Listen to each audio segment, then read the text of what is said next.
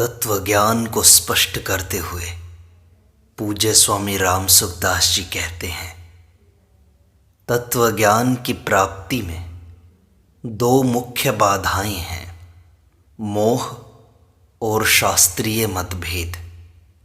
श्रीमद् भगवद गीता में आया है, यदा ते मोह कलिलम बुद्धिर्व्यतितरिष्यति तदा गन्तासि निर्वेदम श्रोतव्यस्य श्रुतस्य च।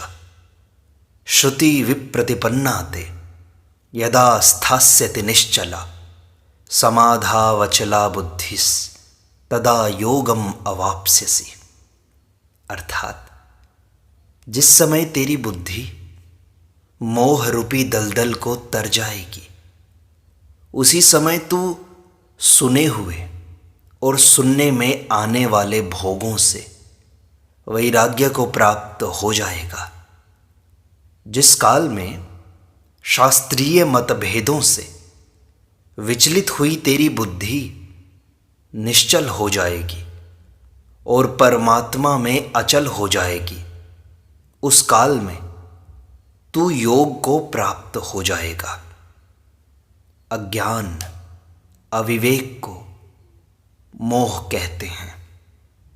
अविवेक का अर्थ विवेक का अभाव नहीं है, अपितु विवेक का अनादर है।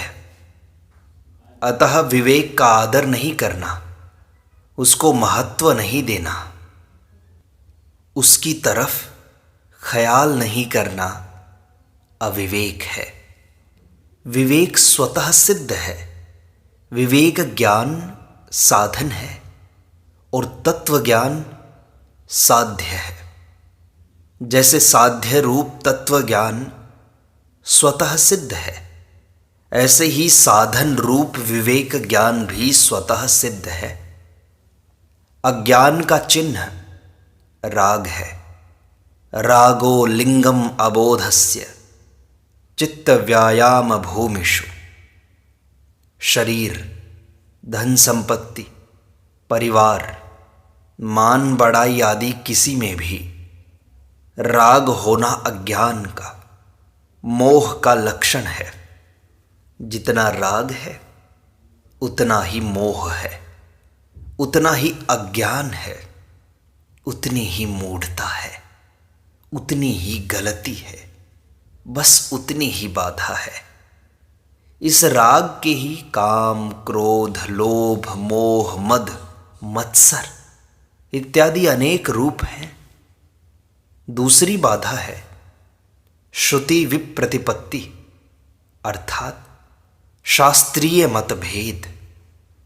कोई कहते हैं कि अद्वैत है, कोई कहते हैं कि द्वैत है, कोई विशिष्टाद्वैत, कोई कहते हैं शुद्धाद्वैत, कोई कहते हैं द्वैताद्वैत, कोई कहते हैं अचिंत्य भेदाभेद।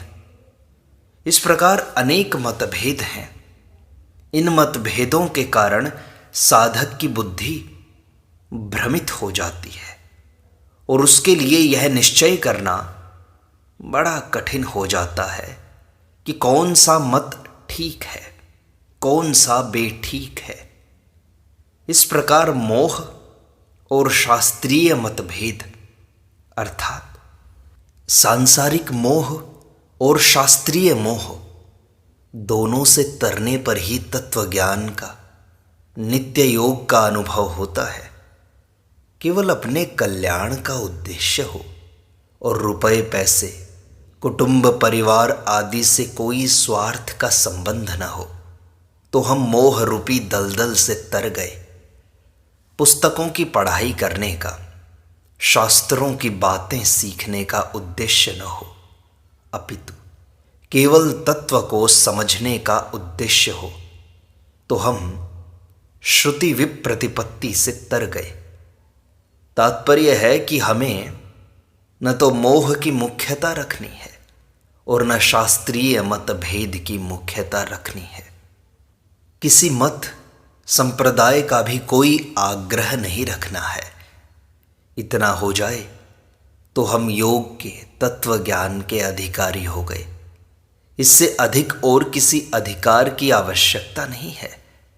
अब इस बात पर विचार करना है कि तत्व ज्ञान है क्या वास्तव में। तत्व ज्ञान सबसे सरल है, सबसे सुगम है और सबके प्रत्यक्ष अनुभव की बात है। तात्पर्य है कि इसको करने में, समझने में और पाने में कोई कठिनता है ही नहीं।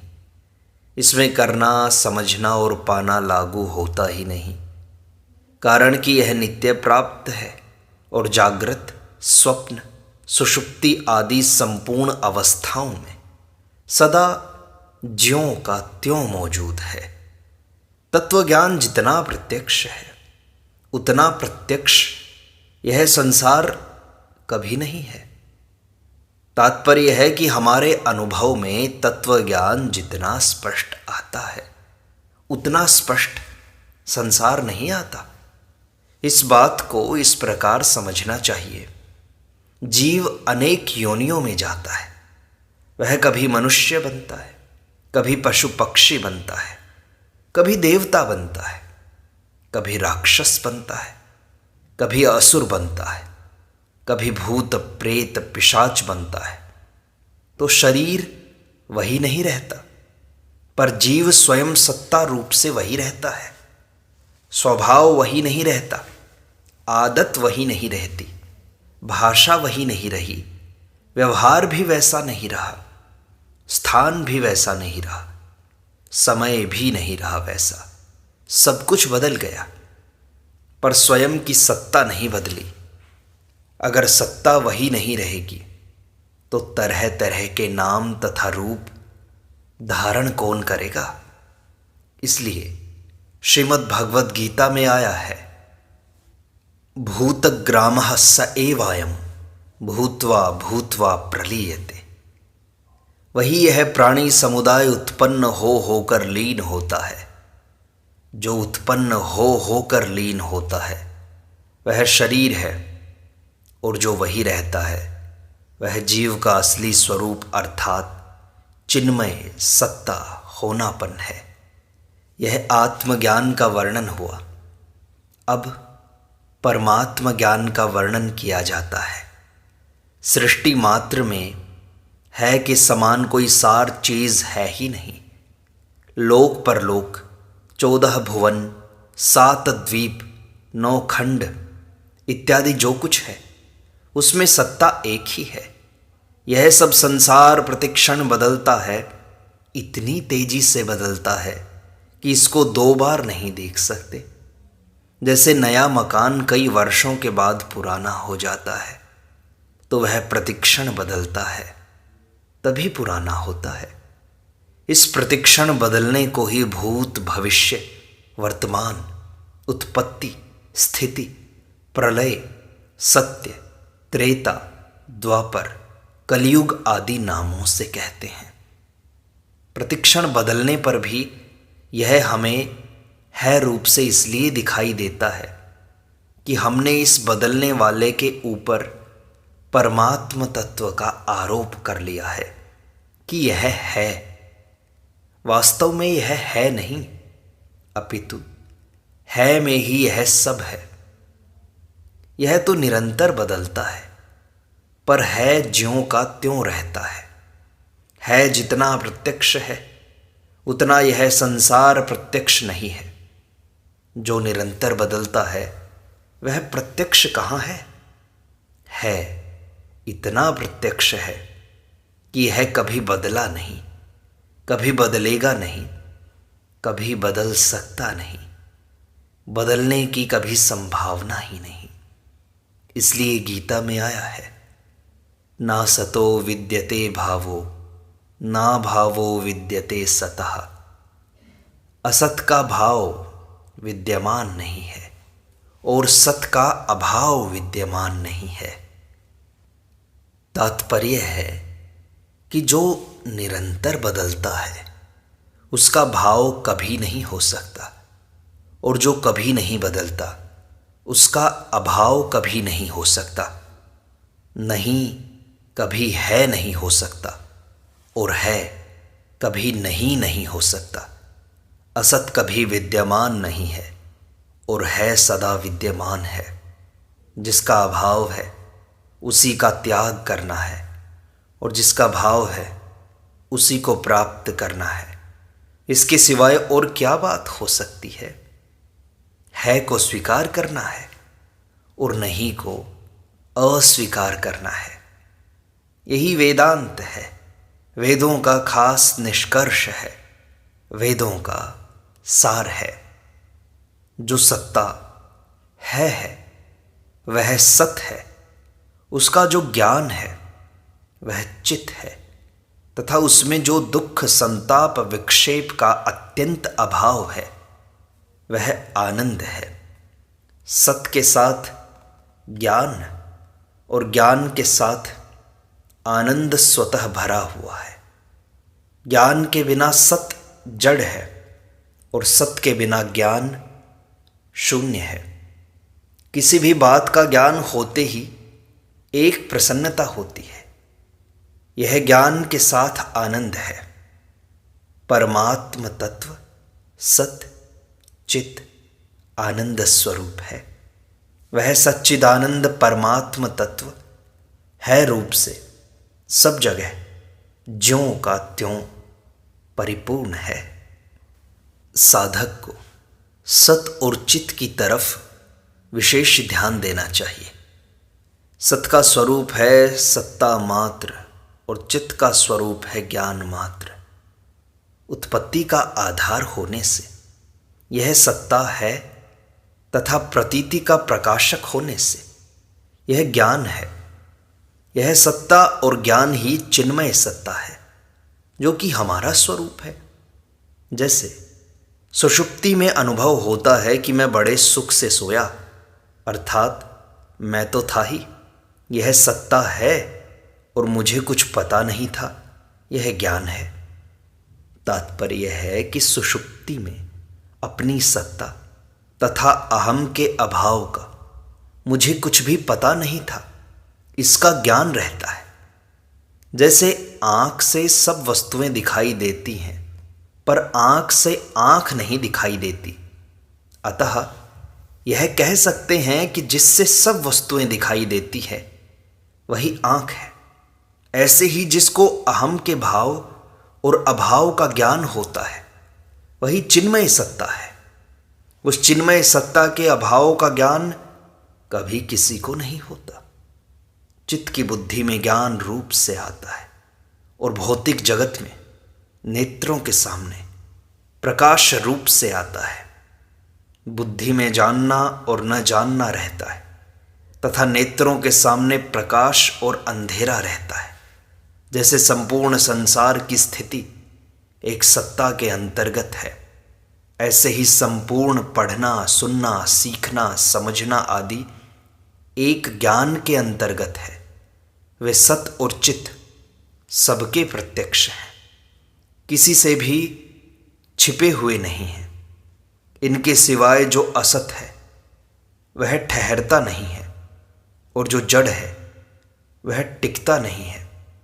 सत और चित का अभाव कभी विद्यमान नहीं है एवं असत और जड़ का भाव कभी विद्यमान नहीं है। सत और चित सबसे पहले भी हैं, सबसे बाद में भी हैं और अभी भी ज्यों के त्यों हैं। जिनकी मान्यता में काल की सत्ता है उनके लिए यह कहा जाता है कि परमात्म तत्व भूत में भी है, भविष्य में भी है और वर्तमान में भी है। वर्तमान में न तो भूत है, न भविष्य है और न वर्तमान ही है, अपितु एक परमात्म तत्व ही है। वह परमात्म तत्व काल का भी महाकाल है, काल का भी भक्षण करने वाला है। काल उसी को खाता है जो पैदा हुआ है। जो पैदा ही नहीं हुआ उसको काल कैसे खाए? ऐसा वह परमात्म तत्व जीव मात्र को नित्य प्राप्त है। उस सर्वसमर्थ परमात्म तत्व में यह सामर्थ्य नहीं है कि वह कभी किसी से अलग हो जाए, कभी किसी को अप्राप्त हो जाए। वह नित्य निरंतर सब में ज्यों का त्यों विद्यमान है, नित्य प्राप्त है। यह परमात्म ज्ञान है। आत्मज्ञान और परमात्मा ज्ञान एक ही है, कारण कि चिन्मय सत्ता एक ही है, पर जीव की उपाधि से अलग अलग दिखाई देती है। भगवान कहते हैं, ममैवांशो जीवलोके जीवभूतः सनातनः। इस संसार में जीव बना हुआ आत्मा सदा से मेरा ही अंश है। प्रकृति के अंश अहम को पकड़ने के कारण ही यह जीव अंश कहलाता है। अगर यह अहम को न पकड़े तो एक सत्ता ही सत्ता है। सत्ता के सिवाय सब कल्पना है। वह चिन्मय सत्ता सब कल्पनाओं का आधार है, अधिष्ठान है, प्रकाशक है, आश्रय है, जीवनदाता है। उस सत्ता में एक देशीय पना नहीं है। वह चिन्मय सत्ता सर्वव्यापक है। संपूर्ण सृष्टि उस सत्ता के अंतर्गत है।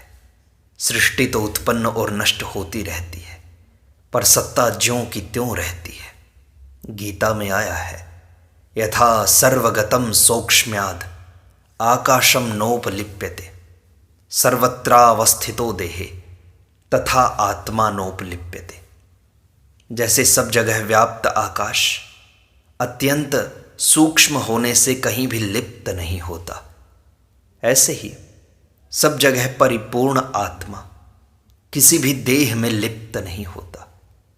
तात्पर्य है कि चिन्मय सत्ता केवल शरीर आदि में स्थित नहीं है, अपितु आकाश की तरह संपूर्ण शरीरों के, सृष्टि मात्र के बाहर भीतर सर्वत्र परिपूर्ण है। वह सर्वव्यापी सत्ता ही हमारा स्वरूप है और वही परमात्म तत्व है। तात्पर्य है कि सर्वदेशीय सत्ता एक ही है। साधक का लक्ष्य निरंतर उस सत्ता की ओर ही रहना चाहिए। एक साधक ने प्रश्न पूछा कि सत्ता में एक देशीयता दिखाई देने में कारण क्या है? स्वामी जी ने कहा, सत्ता को बुद्धि का विषय बनाने से अथवा मन बुद्धि और अहम के संस्कार रहने से ही सत्ता में एक देशीयता दिखाई देती है। वास्तविक सत्ता मन बुद्धि अहम के अधीन नहीं है, अपितु उनको प्रकाशित करने वाला तथा उनसे अतीत है। सत्ता मात्र में न मन है, न बुद्धि, न अहम है। साधक ने प्रश्न किया कि यह एक देशीयता कैसे मिटे? स्वामी जी ने कहा, एक देशीयता मिट जाए, यह आग्रह भी छोड़ करके सत्ता मात्र में स्थित हो जाओ, चुप हो जाओ। चुप होने से मन बुद्धि अहम के संस्कार स्वतः मिट जाएंगे। जैसे समुद्र में बर्फ के ढेले तैर रहे हों तो उनको गलाने के लिए कुछ करने की आवश्यकता ही नहीं है, वे तो स्वतः गल जाएंगे। ऐसे ही सत्ता मात्र में शरीर, इंद्रियां, मन बुद्धि अहम आदि की प्रतीति हो रही है तो उनको न हटाना है न रखना है। चुप अर्थात निर्विकल्प होने से वे स्वतः गल जाएंगे। सत्ता मात्र को देखें तो वह कभी बद्ध हुआ ही नहीं, अपितु सदा ही मुक्त है। अगर वह बद्ध होगा तो कभी मुक्त नहीं हो सकता, और मुक्त है तो कभी बद्ध नहीं हो सकता। बंधन का भाव विद्यमान नहीं है और मुक्ति का अभाव विद्यमान नहीं है। बंधन की केवल मान्यता है, वह मान्यता छोड़ दें तो मुक्ति स्वतः सिद्ध है। मानव मात्र तत्वज्ञान का अधिकारी है, क्योंकि सत्ता में सब मनुष्य एक हो जाते हैं। क्रूर से क्रूर, भूत प्रेत पिशाच राक्षस आदि में वही सत्ता है, और सौम्य से सौम्य संत महात्मा तत्वज्ञ जीवन मुक्त भगवत प्रेमी आदि में भी वही सत्ता है। वह सत्ता परमात्म सत्ता से सदा अभिन्न है। केवल उस सत्ता के सम्मुख होना है। इसमें क्या अभ्यास है, क्या परिश्रम है, क्या कठिनता है, क्या दुर्लभता है, क्या परोक्षता है? सत्ता में न मल है, न विक्षेप है, न आवरण है। अभ्यास तो दृढ़ और अदृढ़ दो तरह का होता है, पर सत्ता दो तरह की होती ही नहीं। सत्ता और उसका ज्ञान होता है तो सदा दृढ़ ही होता है, अदृढ़ होता ही नहीं। अनुकूल से अनुकूल परिस्थिति में भी वही सत्ता है और प्रतिकूल से प्रतिकूल परिस्थिति में भी वही सत्ता है।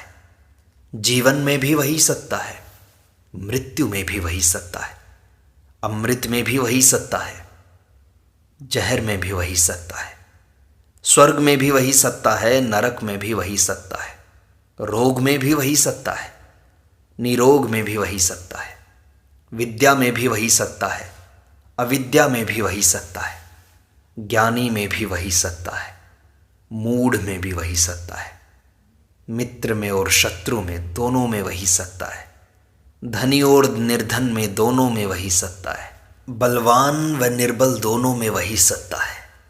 चिन्मय सत्ता तो वही एक ही है। अगर हम उस सत्ता में ही रहें तो सत्ता के सिवाय जो अनुकूलता प्रतिकूलता आदि कुछ है ही नहीं।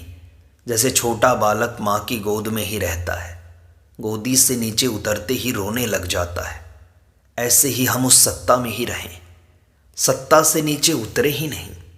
कभी उतर जाएं तो व्याकुल हो जाएं, चाहे अनुकूलता आ जाए चाहे प्रतिकूलता आ जाए, चाहे जन्म हो या मृत्यु, निरोगता हो या बीमारी, संयोग हो या वियोग, संपत्ति हो या विपत्ति, मुनाफा हो चाहे घाटा, करोड़पति हो या कंगाल। चिन्मय सत्ता में क्या फर्क पड़ता है? सत्ता में कुछ होता है ही नहीं, उसमें न कुछ हुआ है, न कुछ हो रहा है, न कुछ होगा और ना ही कुछ हो सकता है। कुछ भी होगा तो वह टिकेगा नहीं और सत्ता मिटेगी नहीं। उस सत्ता में हमारी स्थिति स्वतः है में हमारी स्थिति स्वतः है और नहीं में हमने स्थिति मानी है। मैं पुरुष हूँ, मैं स्त्री हूँ, मैं बालक हूँ, मैं जवान हूँ, मैं बूढ़ा हूँ, मैं बलवान हूँ, मैं निर्बल हूँ, मैं विद्वान हूँ, मैं मूर्ख हूँ। यह सब मानी हुई स्थिति है। वास्तव में हमारी स्थिति निरंतर है में है। उस है के सिवाय किसी की भी सत्ता नहीं है। उस है के समान विद्यमान कोई हुआ नहीं, है नहीं, होगा नहीं, हो सकता नहीं। वह सदा ज्यों का त्यों मौजूद है। वह सभी के प्रत्यक्ष है, किसी से बिल्कुल भी छिपा हुआ नहीं है। यही ब्रह्म ज्ञान है, तत्व ज्ञान है, जो है में स्थित है। वही तत्वज्ञानी है, जीवन मुक्त है, महात्मा है। गीता में आया है, समम सर्वेषु भूतेषु तिष्ठन्तं परमेश्वरम विनश्यत्सु अविनश्यन्तं यह पश्यति स पश्यति। अर्थात जो नष्ट होते हुए संपूर्ण प्राणियों में परमात्मा को नाश रहित और समरूप से स्थित देखता है, वही वास्तव में सही देखता है। आगे कहते हैं भगवान, समम पश्यन् हि सर्वत्र समवस्थितम ईश्वरम न हिनस्त्यात्मनात्मानं ततो याति परां गतिम। अर्थात क्योंकि सब जगह समरूप से स्थित ईश्वर को समरूप से देखने वाला मनुष्य अपने आप से अपनी हिंसा नहीं करता, इसलिए वह परम गति को प्राप्त हो जाता है। इस प्रकार तत्वज्ञान का यह सत्संग संपूर्णता को प्राप्त होता है। शेष अगले अंक में।